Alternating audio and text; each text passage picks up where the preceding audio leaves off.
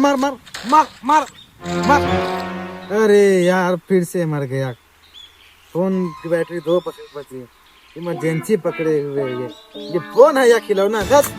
अरे अभी वही पुराना डिब्बा फोन चला रहे हो, नया फोन क्यों नहीं ले लेते? Pova curve 2। उसमें क्या खास है? खास इसमें है जबरदस्त 8000 mAh की बड़ी बैटरी। एक बार चार्ज करो 2 दिन तक चलाओ, कोई टेंशन नहीं। 2 दिन? हाँ मतलब पावर बैंक को रिटायर कर दूं? हाँ, गेमिंग रील्स कॉलिंग कुछ भी करो, बैटरी की कोई टेंशन नहीं। बैटरी तो जबरदस्त है। हाँ।